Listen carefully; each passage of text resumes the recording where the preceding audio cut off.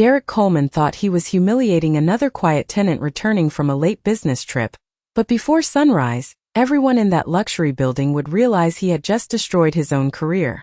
Rain hammered against the towering glass windows of Whitmore Heights as Claire Whitmore stepped through the revolving doors at exactly 11:47 p.m., dragging a black carry-on suitcase across the polished marble lobby floor. The wheels echoed softly through the nearly empty building, mixing with the distant rumble of thunder rolling over downtown Chicago. At 38, Claire carried herself with the calm exhaustion of someone used to airports, delays, and too many nights spent in hotel conference rooms. Her long beige trench coat was damp from the storm outside, strands of light brown hair falling loose around her face after a 14-hour flight from Seattle. Most people who passed her in the building barely looked twice. To them, she was simply the quiet woman from the 23rd floor who traveled often, kept to herself, and never attended resident parties. She didn't wear designer logos. She didn't drive a flashy car. She never tried to impress anyone, which was exactly why Derek Coleman underestimated her. The building manager stood behind the front desk in a perfectly pressed navy suit, one hand resting beside the security monitor, while a younger concierge lingered nervously nearby. Derek had spent the last 6 years treating Whitmore Heights less like a residential building and more like his personal kingdom. Residents tolerated his arrogance because the building was exclusive, expensive, and difficult to access. But tonight, something in his expression felt different. Cold, prepared, deliberate. Claire gave a tired but polite nod as she approached the elevator corridor. "Evening, Derek. Don't take another step." His voice cut across the lobby hard enough to stop her instantly. The sound startled the concierge, who lowered his eyes toward the desk. Claire slowly turned back toward him, rainwater still dripping from the edge of her coat onto the marble floor. "Excuse me." Derek stepped away from the desk, holding a white envelope between two fingers. Like it disgusted him to touch it. "You're no longer authorized to enter this property." The lobby fell silent except for the storm outside. A middle-aged couple waiting near the elevators froze mid-conversation. A man sitting in the lounge area slowly lowered his phone. Claire blinked once, certain she had misunderstood him. "What are you talking about?" Derek gave a tight smile that never reached his eyes.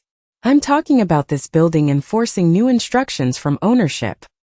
He extended the envelope toward her. "You should read the note." Claire stared at the envelope without moving. For the first time that night, something unreadable flickered across her face. Confusion, then caution. Slowly, she accepted the paper from his hand. The marble lobby seemed to grow quieter as she unfolded the note beneath the chandelier light. Derek crossed his arms confidently, clearly enjoying the attention gathering around them.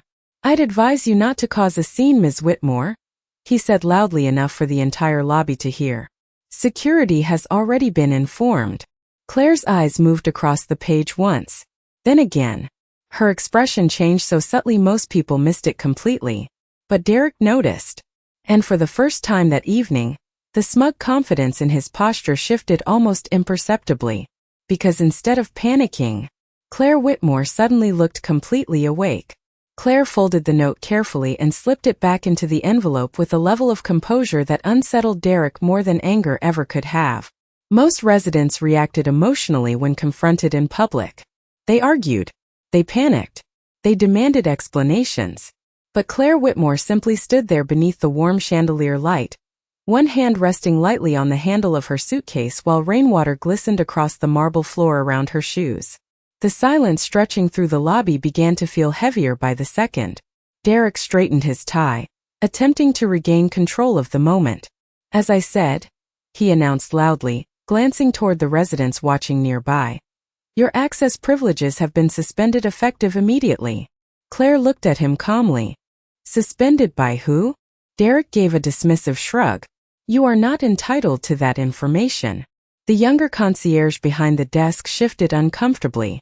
His name tag read Ethan Brooks, and unlike Derek, he looked genuinely embarrassed by the situation unfolding in front of him. Claire noticed the discomfort in his face immediately. She always noticed things like that. It was one of the reasons people underestimated her for years. They mistook quiet observation for weakness. Derek stepped closer, lowering his voice slightly although not enough to prevent others from overhearing. I suggest you find somewhere else to stay tonight. The middle-aged woman near the elevator whispered something to her husband while glancing toward Claire with thinly veiled curiosity. Across the lobby, another resident subtly angled his phone higher, pretending not to record. Claire had seen this kind of social theater before. Public humiliation fascinated people because it gave them temporary relief from their own insecurities. Someone else became the target. Someone else became smaller. But what none of them understood was that Claire Whitmore had spent most of her adult life inside rooms where powerful men smiled while trying to destroy each other. Compared to corporate boardrooms, this lobby was amateur hour. She slowly removed her damp coat, draping it neatly over the handle of her suitcase. The movement was calm enough to confuse Derek for a moment. You seem very confident for someone removing a resident from the building at midnight during a thunderstorm, she said quietly. Derek crossed his arms. I follow instructions. Whose instructions? Again, he snapped, irritation finally leaking through his polished tone. That information is above your level. The words echoed sharply through the marble space. Ethan looked down immediately. Even the couple near the elevator exchanged uncomfortable glances.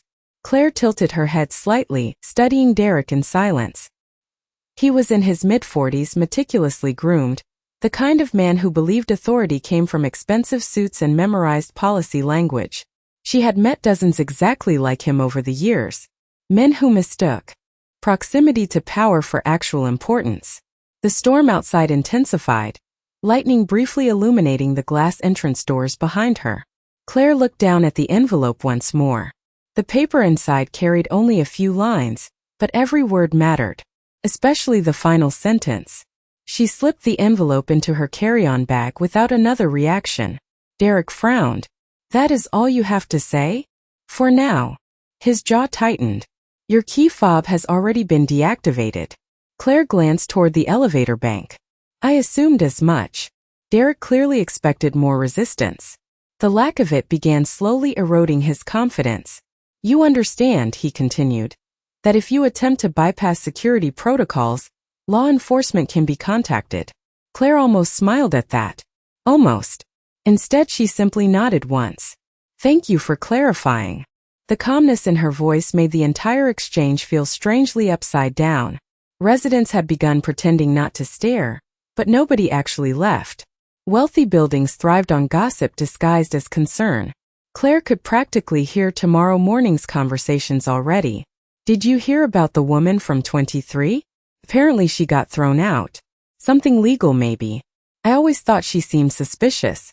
Derek sensed the attention and leaned into it. Perhaps next time, he said. You should make sure your affairs are in order before leaving town. The comment landed exactly how he intended. A soft murmur moved through the lobby. Claire looked directly into his eyes for the first time since entering the building. And suddenly Derek stopped speaking. There was nothing dramatic about her expression. No visible anger. No fear. But something in her steady silence made him feel, for the briefest second, like he had walked into a conversation without understanding what it was truly about. Claire reached into her purse and removed her phone. Ethan instinctively glanced toward Derek, uncertain whether he should intervene.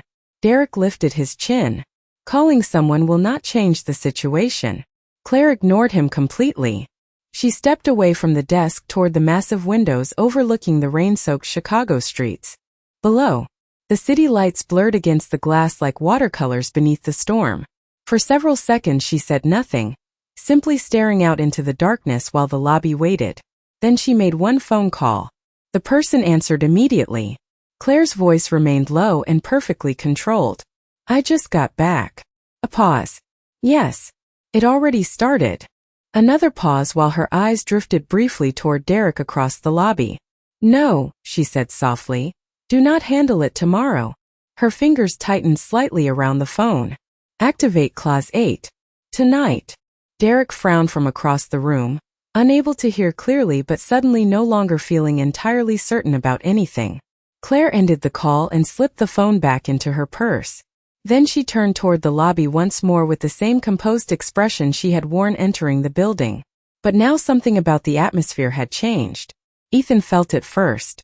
The couple near the elevators felt it next. Even Derek sensed it, though he could not explain why. Because the woman he thought he had cornered no longer looked like someone searching for answers. She looked like someone waiting for everyone else to catch up. The clock above the concierge desk slowly shifted to 12:11 a.m., while the storm outside continued washing silver streams of rain across the towering glass walls of Whitmore Heights. Claire remained seated near the lobby windows with her suitcase beside her, calm enough to make the entire situation increasingly uncomfortable for everyone else.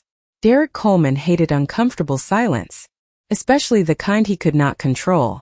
He stood behind the marble front desk pretending to review security reports on the computer monitor, but his attention kept drifting toward Claire every few seconds. Something about her composure no longer fit the narrative he had created in his mind. Most residents confronted with public embarrassment eventually cracked. Their voices rose. Their faces betrayed fear. Claire Whitmore simply sat there with one ankle crossed over the other, hands folded lightly in her lap, watching the rain slide down the windows as though she were waiting for a delayed flight. Instead of being denied entry to her own home, the atmosphere inside the lobby had changed completely. Residents who had originally paused out of curiosity were now lingering intentionally. A young couple returning from dinner whispered near the mailboxes while pretending to organize envelopes. An older man reading the financial section of the Wall Street Journal had not turned a single page in nearly 20 minutes. Even Ethan looked increasingly nervous behind the concierge desk. Derek finally broke the silence. "You are still here." Claire glanced toward him. The storm outside seemed severe. Derek forced a thin smile. "Hotels exist. I am aware." The short response landed harder than an argument would have. Derek adjusted his tie again, irritated by the way she refused to play the role of defeated victim. "You know," he said loudly enough for nearby residents to hear, "most people would feel embarrassed creating a scene like this." Claire studied him quietly for a second. Most people would probably ask more questions before humiliating someone publicly. Ethan lowered his eyes immediately. The older man with the newspaper slowly folded it closed. Derek laughed once, but there was strain in it now. "You still think this is a misunderstanding?" Claire did not answer. She simply looked toward the security monitor mounted behind the desk. Dozens of small camera feeds displayed every hallway, elevator, and entrance throughout the building. Derek noticed where her attention landed and crossed his arms defensively. "Everything tonight is fully documented," he warned. "Good," Claire replied softly. The single word unsettled him more than it should have. A sharp elevator chime suddenly echoed through the lobby. Everyone turned instinctively toward the private executive elevator at the far end of the marble corridor. Derek frowned immediately. That elevator required special authorization reserved for ownership executives and board members. The polished steel doors slid open slowly. Two men in dark overcoats stepped into the lobby carrying leather briefcases, followed by a woman with silver hair and a charcoal gray coat tailored with quiet elegance. The moment Ethan saw her, the color drained from his face. "Oh my God," he whispered under his breath. Derek straightened instantly. "Ms. Hart." Evelyn Hart barely acknowledged him as she crossed the lobby floor and measured heels that echoed sharply through the silence. At 63, the chairwoman of Hartwell Property Group carried the kind of authority that did not need volume to dominate a room. Behind her, two attorneys moved calmly while scanning documents on tablets. Several residents immediately recognized her from business magazines and local charity galas. The atmosphere shifted so quickly it almost felt physical. Derek forced an eager smile and stepped away from the desk. "Miss Hart, I was not informed you were coming tonight." Evelyn stopped directly in front of him. Her expression remained unreadable. "Clearly." Derek swallowed subtly. "There was an issue involving a resident, but the matter is already being handled." Evelyn looked past him toward Claire sitting quietly near the windows. For the first time all night, a faint warmth entered her expression. "I know," she said calmly. "That is exactly why I am here." The lobby went completely silent. The confidence drained from Derek Coleman's face so quickly that even the residents watching from across the lobby noticed it immediately.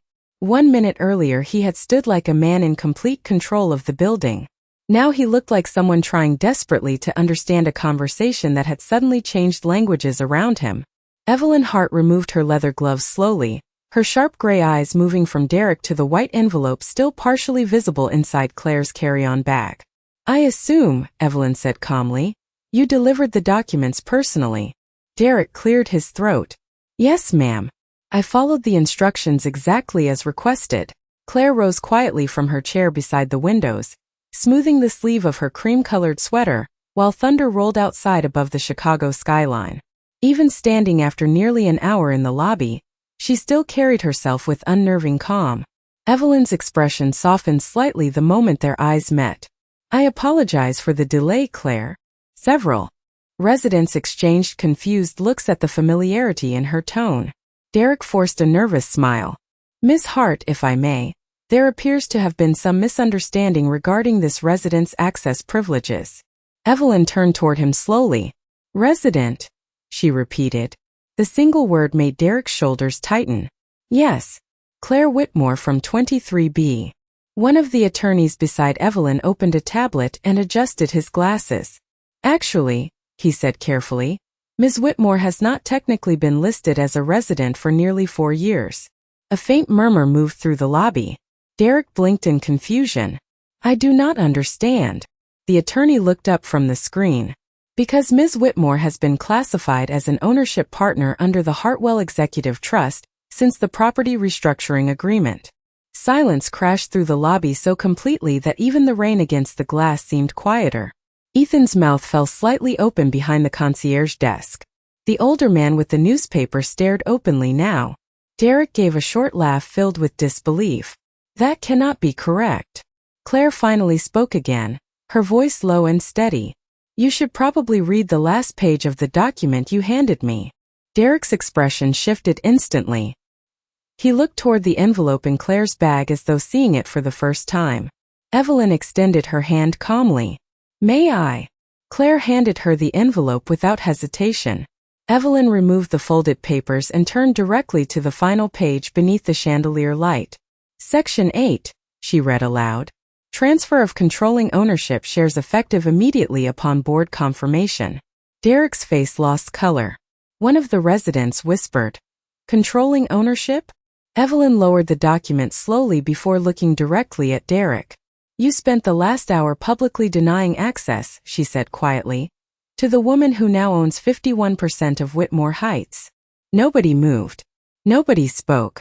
The entire marble lobby stood frozen in absolute silence while Derek Coleman finally understood what he had really handed Claire Whitmore earlier that night. The silence inside Whitmore Heights became unbearable. Derek Coleman stood motionless beneath the chandelier lights while the realization settled over him piece by piece like ice sinking into water. 51%. Controlling ownership. The words echoed through his mind with terrifying clarity now that it was too late to take back anything he had said. Claire Whitmore calmly picked up the handle of her suitcase while residents throughout the lobby stared at her with completely different eyes than they had 30 minutes earlier. The whispers had changed. Before they carried judgment. Now they carried shock, respect, fear. Ethan looked like he wanted to disappear entirely behind the concierge desk. Derek finally found his voice again, though it sounded weaker than before. "Miss Hart, there must be some kind of procedural confusion here." Evelyn Hart turned toward him slowly. "You publicly denied entry to a principal owner of this property based entirely on your personal assumptions." Derek swallowed hard. "I was following instructions from legal." One of the attorneys stepped forward immediately. "No legal department authorized removal of access privileges tonight." Derek's face tightened. "Then why was I given those documents?" The attorney adjusted his glasses calmly. "You were instructed to deliver confidential ownership transfer papers directly to Ms. Whitmore upon her return from Seattle." Derek blinked. "Transfer papers?" Claire looked at him quietly. The envelope clearly stated confidential executive documents on the front. Derek's mouth opened slightly, but no words came out. She was right. The label had been printed clearly across the envelope in bold black letters. But Derek had never truly read it. The moment he saw Claire walking into the lobby dressed in a rain-soaked trench coat pulling a carry-on suitcase, he made the same mistake arrogant people always make. He decided who she was before listening. Evelyn folded the papers carefully. "Instead of verifying the contents," she continued coldly, You decided to create a public spectacle.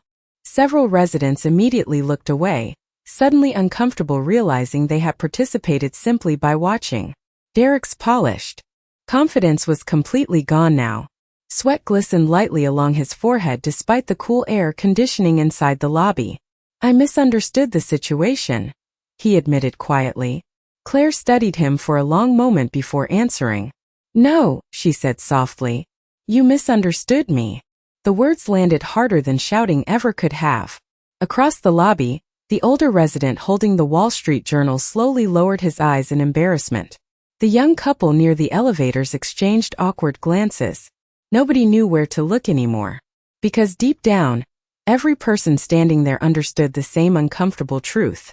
If Claire had arrived wearing designer clothing beside a luxury driver carrying garment bags instead of a suitcase, none of this would have happened. Derek straightened desperately. Ms. Whitmore, if I caused offense, I sincerely apologize. Claire's expression never changed. You threatened to call security on someone entering her own home. I did not know. Exactly. The lobby fell silent again. Rain continued sliding down the giant windows overlooking the glowing city streets below, while distant thunder rolled between skyscrapers. Evelyn finally stepped closer to Claire. The board is already assembled upstairs, she said gently. Everyone is waiting for you. Claire nodded once. Thank you for coming personally. After the way this evening unfolded, Evelyn replied, glancing sharply toward Derek, I thought it was necessary. Ethan suddenly stepped out from behind the concierge desk, visibly nervous. Ms. Whitmore, he said quietly, I am very sorry for how you were treated tonight. Claire looked at him, and for the first time all evening, her expression softened slightly. You were not the one making decisions. Ethan lowered his head gratefully. Derek looked as though he wanted to speak again, but Claire had already turned away from him. Without another word, she stepped toward the private executive elevator beside Evelyn Hart, while the attorneys followed behind them. Her suitcase wheels rolled softly across the marble floor, the same sound that had echoed through the lobby when she first arrived earlier that night. But now, every person watching heard it differently.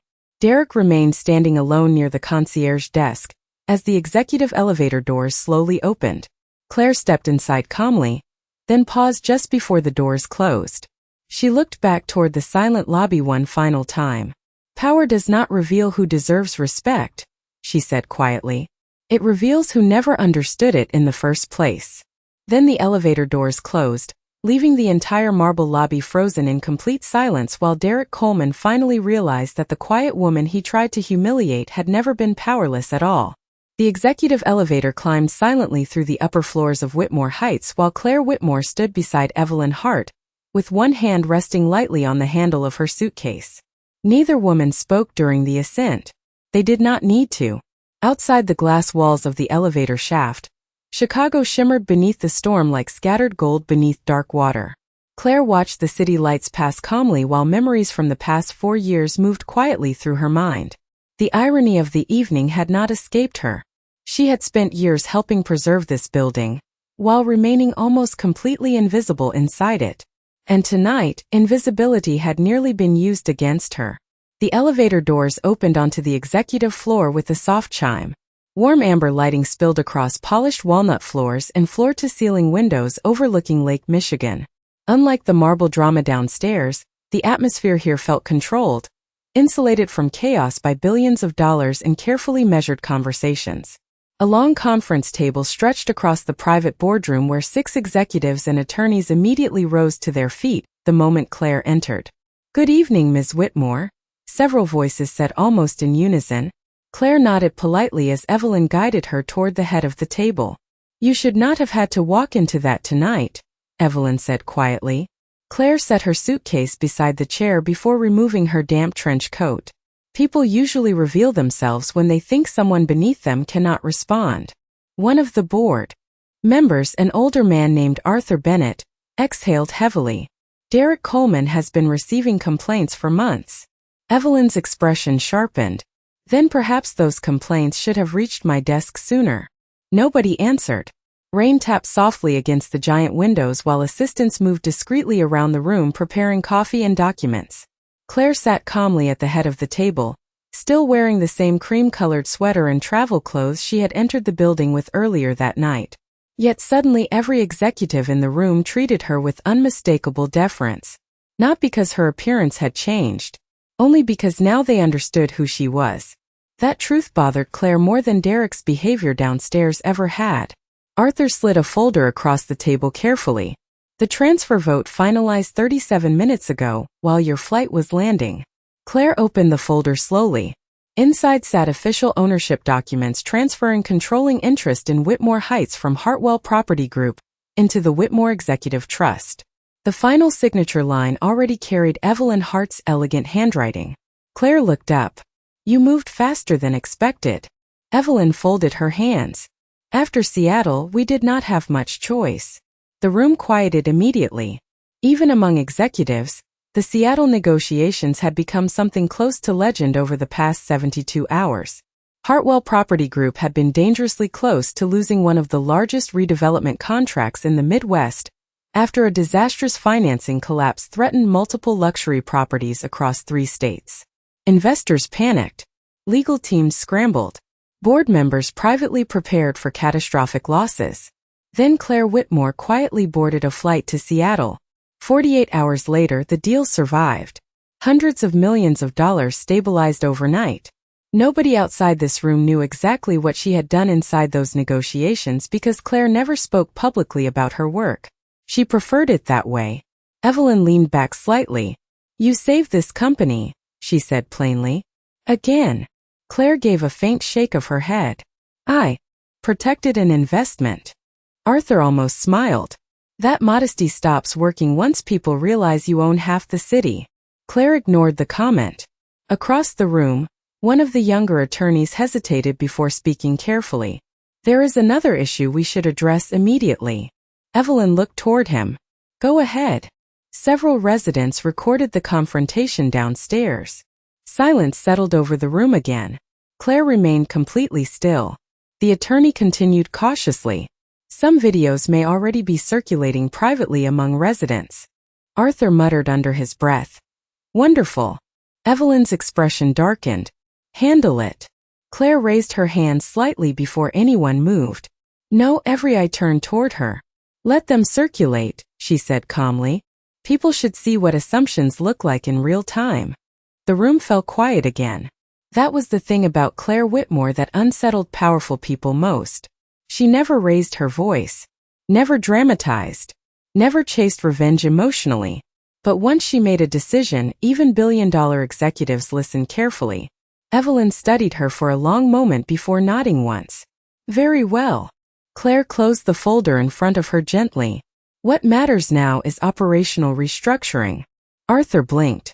Tonight. Tonight. Her tone remained calm but absolute. A building reflects the character of the people trusted to manage it. The words lingered heavily over the boardroom table. Down below, Derek Coleman still sat alone behind the concierge desk under the fading confidence of the marble lobby lights, unaware that his future was already being discussed 30 floors above him. Claire stood and walked slowly toward the massive windows overlooking the storm-covered city. Reflections of lightning flashed faintly across the glass beside her face. For a moment nobody spoke. Then Evelyn finally asked the question lingering in every executive's mind. What would you like done about Mr. Coleman? Claire looked down toward the streets below where headlights drifted through rain like silent rivers of light. When she answered, her voice carried the same calm stillness that had unsettled Derek from the very beginning. Nothing emotional, she said softly. Just consequences. The room went completely silent. By 1:18 a.m., the atmosphere inside Whitmore Heights had transformed completely. The storm outside still swept rain across the towering glass walls, but downstairs in the marble lobby, tension had replaced curiosity. Word traveled through luxury buildings faster than elevators. Residents who had gone upstairs earlier quietly returned to the lower floor under different excuses. Some walked dogs that clearly did not need walking at 1 in the morning. Others lingered beside the mailboxes pretending to check envelopes twice. Nobody wanted to admit it openly, but every person in the building understood. They had just witnessed the beginning of something catastrophic for Derek Coleman. Derek himself sat stiffly behind the concierge desk, staring at the security monitors without truly seeing them. His mind replayed the evening over and over again, each memory now sounding worse than before. The problem was not only that he had insulted Claire Whitmore.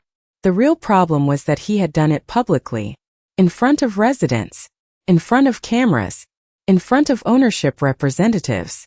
He loosened his tie for the third time in 10 minutes. Sweat lingered along his collar despite the cool lobby air. Ethan quietly organized visitor logs beside him, careful not to speak unless necessary. Finally Derek muttered, "How long have you known?" Ethan looked confused. "Sir." "About her." Ethan hesitated carefully. "I did not know she was ownership." Derek laughed bitterly under his breath. Neither did anybody else apparently. But even as he said it, Derek realized that was not entirely true. Looking back now, there had always been small signs he ignored because he never considered Claire important enough to study closely. Residents with real influence always greeted her warmly. Vendors responded unusually fast whenever requests came from 23B. Even Evelyn Hart herself had attended a private dinner upstairs last Christmas that somehow included Claire despite her supposedly being just another resident. Derek had seen all of it. He simply never connected the pieces. Because arrogance makes people blind in very specific ways. A soft elevator chime interrupted his thoughts. The private executive elevator opened again. This time Arthur Bennett stepped into the lobby carrying a thin black folder beneath one arm. The moment Derek saw him, his stomach tightened. Arthur crossed the marble floor calmly while several residents pretended not to watch. "Mr. Coleman," Arthur said evenly. Derek stood immediately. "Sir." Arthur placed the folder on the desk with measured precision. "Effective immediately, your executive access credentials have been suspended pending board review." Derek's face lost color again. "Pending review?" Arthur's expression remained cold but professional. "Your conduct this evening raised serious concerns regarding abuse of authority, discriminatory enforcement behavior, and reputational liability to this property." The words sounded devastatingly formal inside the quiet lobby. Several nearby residents looked away awkwardly. Derek lowered his voice urgently. "Arthur, come on. You know me. This was a misunderstanding." Arthur looked at him for a long moment. "No, Derek. A misunderstanding happens privately." He glanced subtly around the marble lobby. This became humiliation. Derek opened his mouth to defend himself again, but no argument seemed large enough anymore. Because deep down he knew Arthur was right. Ethan stared at the desk while Arthur slid another paper forward. "The board has also requested full access to all lobby security footage from tonight." Derek blinked. "All of it? Every camera?" Arthur's tone hardened slightly. "Including audio." The silence that followed felt suffocating. Derek suddenly realized something horrifying. Claire Whitmore had never once raised her voice downstairs. Never threatened him. Never insulted him. Which meant every second of footage would make him look worse, not her. Arthur straightened his coat. "There is one more thing." Derek looked up weakly. "Ms. Whitmore specifically requested that no staff member besides you face disciplinary review tonight." Ethan froze beside the desk. Arthur continued calmly. "According to her statement, the problem was misuse of personal judgment, not collective staff failure." Derek stared at him speechless. Because even now, after everything that had happened, Claire Whitmore had protected employees who stood there watching her humiliation. Arthur studied Derek carefully before speaking one final time. "You spent years believing authority made people important." His eyes shifted briefly toward the executive elevator behind him. "Tonight you met someone who never needed authority to command respect." Then he walked away across the marble lobby, while residents silently moved aside for him. Derek slowly sank back into his chair behind the concierge desk, looking smaller than he had earlier that night. Outside, lightning flashed across the city skyline, illuminating rain-soaked streets far below. Upstairs in the executive boardroom, Claire Whitmore stood alone beside the giant windows overlooking Chicago, while attorneys finalized restructuring documents behind her. She held a warm cup of untouched coffee in her hands, but her attention remained fixed on the storm beyond the glass. Evelyn approached quietly beside her. Arthur delivered the notice. Claire nodded once without turning. How did he take it? Evelyn exhaled softly, like a man realizing too late that dignity cannot be managed through a security desk. Claire looked down at the city lights reflecting through the rain. People like Derek always believe kindness is weakness, until they meet someone who stays calm without needing permission. Evelyn studied her carefully. You could remove him permanently tonight. Claire remained silent for several seconds before answering. No, Evelyn raised an eyebrow slightly. Claire finally turned from the windows. Consequences matter, she said quietly. But humiliation changes people less than reflection does. Downstairs, Derek Coleman sat alone beneath the marble lobby lights while security footage from earlier that evening quietly uploaded to the executive servers above him. And for the first time in years, the man who once controlled every entrance inside Whitmore Heights no longer felt certain he belonged there at all. At 7:40 the next morning, Whitmore Heights felt strangely different. The storm had passed during the early hours before dawn, leaving the glass towers of downtown Chicago washed clean beneath pale morning sunlight. But inside the luxury building, tension still lingered like static in the air. Residents moved more quietly through the marble lobby than usual. Conversations stopped when elevators opened. Eyes shifted carefully toward the concierge desk where Derek Coleman stood in silence wearing the same navy suit from the night before. Except now the suit no longer looked powerful. It looked tired. Ethan arrived 20 minutes early for his shift and immediately noticed the difference. Derek no longer carried himself like a man supervising the building. He looked like someone waiting for a verdict. The security monitors reflected across his face while residents passed through the lobby avoiding direct eye contact. Some felt guilty for watching the humiliation unfold the night before. Others simply did not know how to act around a man whose authority had collapsed in public. Shortly after 8 o'clock, the executive elevator opened once again. Claire Whitmore stepped into the lobby dressed far differently than the exhausted traveler residents had seen the previous night. Her light gray business suit was elegant without being flashy, her hair neatly pinned back, her expression calm and unreadable. Yet somehow she still looked exactly the same. Quiet, composed, uninterested in impressing anyone. The difference was not her appearance. The difference was that now everyone understood who she truly was. Conversation stopped instantly. The room fell silent as Claire crossed the marble floor carrying a slim leather portfolio beneath one arm.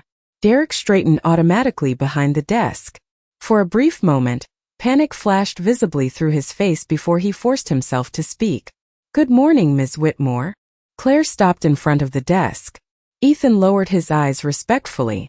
Several residents nearby pretended to check phones while secretly listening. Claire looked at Derek for several seconds before answering. Good morning, Derek. Her calmness somehow made everything worse. Derek swallowed carefully. I would like to apologize. Again for last night. Claire studied him quietly. In the bright morning light, he looked older than he had 12 hours earlier. Not physically, emotionally, like someone carrying the weight of suddenly seeing himself clearly for the first time in years. I spoke with the board this morning, he continued carefully. I understand there will be a formal review process. Claire nodded once. There will. Derek looked down briefly before forcing himself to continue. I know what I did cannot be justified. The lobby remained completely silent around them. Even the sound of the fountain near the entrance suddenly seemed louder than normal. Claire rested one hand lightly on the marble desk. Do you know what your real mistake was? Derek looked up slowly. Assuming you were unimportant. Claire gave a faint shake of her head. No, her voice remained soft enough that residents leaned subtly closer to hear. Your mistake was believing respect should be earned through status. The words settled heavily through the lobby. Derek stared at her speechless. Claire continued calmly. Last night you treated me differently because you thought I had no power here. That means if I truly had been an ordinary resident, your behavior would still have been wrong. Ethan quietly looked away, visibly affected by the statement. One of the older residents near the elevators lowered his newspaper completely now, listening openly. Derek exhaled slowly, the arrogance that once shaped every movement entirely gone. You are right. Claire studied him for another moment before opening the leather portfolio in her hand. She removed a thin document and placed it carefully on the desk between them. Derek looked down in confusion. "What is this?" "Your review notice," Claire replied. His face tightened slightly. Claire continued before he could speak again. "You are suspended from executive authority pending retraining and board evaluation." Derek blinked in surprise. Suspended, not terminated. Genuine shock crossed his face for the first time since morning. Around them, several residents exchanged surprised glances as well. Claire closed the portfolio calmly. People learn more from accountability than humiliation. Derek stared at her in disbelief. "After what I did, you are giving me another chance?" Claire looked around the marble lobby slowly. The polished floors, the glass walls, the residents watching quietly from every corner. "Buildings like this spend millions creating the appearance of luxury," she said softly. "But dignity costs nothing." Nobody spoke. Nobody moved. Even the elevator seemed quieter in that moment. Claire finally stepped back from the desk. "What happens next is your decision, Derek." Then she turned calmly toward the building entrance as morning sunlight spilled across the marble floor behind her. Residents instinctively moved aside as she passed. Not because she owned 51% of Whitmore Heights, but because every person in that lobby suddenly understood something far more powerful. The quiet woman they once overlooked had shown more grace and authority than most people ever show in victory. Over the following weeks, something subtle began changing inside Whitmore Heights. Not the marble floors or the polished chandeliers or the breathtaking skyline views that wealthy residents proudly showed guests during dinner parties. Those things remained exactly the same. The real change happened in the way people looked at one another. Residents who once walked past staff members without acknowledgement suddenly paused to say good morning. Concierges received thank you notes during the holidays for the first time in years. Complaints became conversations instead of commands. It was as though one uncomfortable night in the lobby had quietly forced everyone inside the building to confront something about themselves they had ignored for too long. Derek Coleman noticed it more than anyone. His suspension lasted 30 days. During that time, he attended every retraining session personally instead of sending assistants or making excuses. For the first time in years, he sat in rooms where nobody cared about his title or his tailored suits. He listened instead of controlling conversations. And somewhere beneath the humiliation of public failure, something unexpected happened. He started recognizing the difference between authority and respect. On a cold November morning nearly 2 months later, Derek returned to Whitmore Heights wearing a simpler charcoal suit and a much quieter expression. The board had reinstated him under probationary review after multiple recommendations from senior staff, including Ethan, who admitted privately that Derek had genuinely changed. Even Claire Whitmore had signed the final approval form with only one handwritten sentence beneath her signature. "Leadership begins the moment pride ends." Derek read that sentence at least 20 times before coming back to work. Meanwhile, Claire continued living in the building exactly as she had before. She still traveled constantly for business, still carried her own bags, still wore understated clothes while residents whispered about billion-dollar negotiations she quietly handled behind closed doors. But now when she crossed the marble lobby, people greeted her differently. Not because of fear, because of admiration. The older resident with the Wall Street Journal began saving the elevator for her every morning. Ethan once admitted that half the staff considered her the kindest owner they had ever worked with. Claire never responded much to compliments. She simply smiled politely and continued moving through the world with the same calm dignity she always had. One snowy evening near Christmas, Claire returned home carrying grocery bags after walking back from a nearby market 3 blocks away. The city glowed silver beneath fresh snow while soft jazz music drifted through the lobby speakers. Derek looked up from the concierge desk the moment she entered. For a split second, an old instinct flickered across his face, the instinct to evaluate appearances before people. But this time he caught himself immediately. He walked around the desk instead. "Good evening, Ms. Whitmore," he said calmly. "Can I help you with those bags?" Claire looked mildly surprised before handing him one of the heavier bags. "Thank you." Together they crossed the marble lobby toward the elevators while snow drifted quietly outside the glass windows. Several residents glanced over curiously at the sight of the once arrogant building manager carrying grocery bags beside the woman he had publicly humiliated months earlier. Derek pressed the elevator button and stood silently for a moment before finally speaking. "I owe you something I should have said earlier." Claire looked at him. Derek exhaled carefully. "That night, I thought power meant deciding who mattered." The elevator doors slid open softly beside them. Claire stepped inside first while Derek handed her the grocery bag. "Most people think that," she replied quietly. Derek lowered his eyes briefly. "You did not humiliate me back when you easily could have." Claire looked at him for a long moment beneath the soft elevator lighting. "Humiliation rarely teaches dignity," she said gently. "But consequences can." The doors began slowly closing between them, while snow continued falling outside the glass walls of Whitmore Heights. Derek stood silently in the marble lobby watching the elevator rise higher through the building, until it disappeared from view. And somewhere in that quiet moment, every lesson from that stormy night finally settled into place. Because the people most worthy of respect are usually the ones who never demand it at all.